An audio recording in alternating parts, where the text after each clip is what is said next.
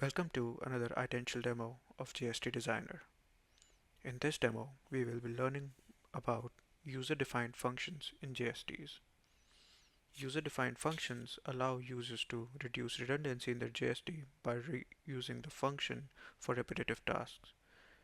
It also makes the canvas clean and more understandable. Let's start by creating a JST. The first step in creating a JST is to add an incoming schema and an outgoing schema. To add an incoming schema, click on the plus button and the incoming schema button.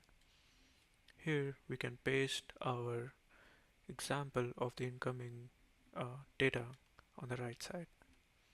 For the sake of this demo, we are considering the input to be an object with encoded strings. We can see that in the string, a space is represented by %20 and a pound character is represented by %23. That's how the strings are encoded. To generate the schema, we click on the Infer Schema from Example JSON button. After the schema is generated, we give it an ID of encoded object and we click the Save button. Now that we have our input schema, we will go ahead and add an outgoing schema as well. To add an outgoing schema, paste a copy of the expected output on the right hand side and click the Infer Schema from Example JSON button. Once the schema is generated, add the ID as the decoded object and click Save. Now that we have our incoming and outgoing schemas ready, we need to add the logic to actually decode the strings. To create the logic of decoding an encoded string, let's use a function. To create a function, we head over to the right hand side of the JST Designer and click on the Functions column. Inside the Functions column, we see a plus sign to add a new function. We click on the plus sign and it opens a new canvas of JST Designer. In this canvas, we have the incoming schemas, which would mean the arguments for a function, and we have the outgoing schema on the right hand side, which would represent the outgoing values of the function. Let's add an incoming schema by clicking on the Add button and clicking on the Incoming Schema button. Our incoming schema for this decode function would be the encrypted values. So let's put the encrypted value as a string, click on Infer Schema from Example JSON like we did before, and give it a name of encoded string and hit save. Now that we have our arguments or the incoming schema for the function ready, let's fill the outgoing schema in the similar manner. The outgoing schema would have a value of a decoded string. So now that we paste example here, click on Infer Schema from Example and give it an ID of output of, decode string.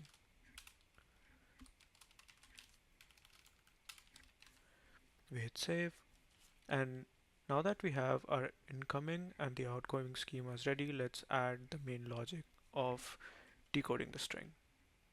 Now to decode a string, we would require something to replace the encoded values which are present in the input. So let's search for a replace method for strings on the right hand side. So here is the replace method for string. We grab it and we put it on the function canvas, and um, we would need two of them because we need to replace space and pound encrypted values. So thus we need two of these. Now if you see the replace tasks, it expects an incoming string, which would be our encoded string, and a pattern. To generate a pattern, we would need a regex expression. So we search for regex on the right hand side and we grab the task on our canvas. The regex expression expects a pattern to create the regex. The pattern that we want to match would be %20 for the space And we want to replace it globally, so we'll specify a flag of G, and the second pattern would be for a pound, which is %23, and we want to replace it globally, so we specify the global flag. Now we make the necessary transitions, so we supply the encoded string to the replace function, the regex to the pattern, and replace it with a space. Pass on this string to the next replace task, give it the correct pattern, replace it with a pound, and provide the string as an output. Now that we have completed our logic for the function, let's rename it for better readability and understanding, and rename it as decode string. And we hit the save button, and we hit the save button here to save our function. And let's go back to our main canvas by clicking on the name of our JST here. Now that we have the function completed, we can use it by going towards the right hand side of the JST Designer, heading over to the functions column, and we can find it by the name that we saved it with. That's decode underscore string. So we grab it and put it on canvas, and we can see that we have the incoming schema here, which was that it would expect a value of encoded string and it would give out a value of decoded string. Now we can just map our encoded string and the decoded string output to this task.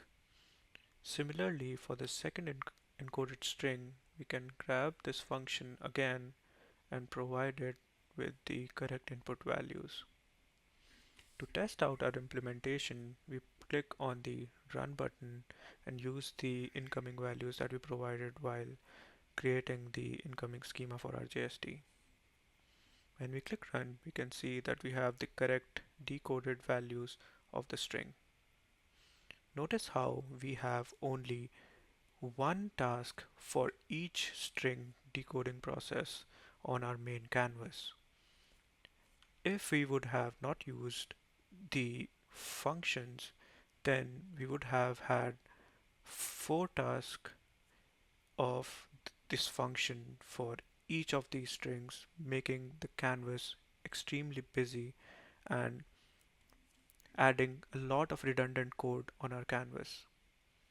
To have a comparison, this is how it is with a use of function right now, and if we would have chosen the path of creating it without a function, we would have had this busy canvas and redundant logic. Notice how we had to repeat these 4 tasks again for the second string.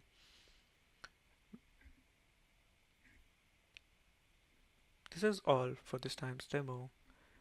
Thank you so much for watching.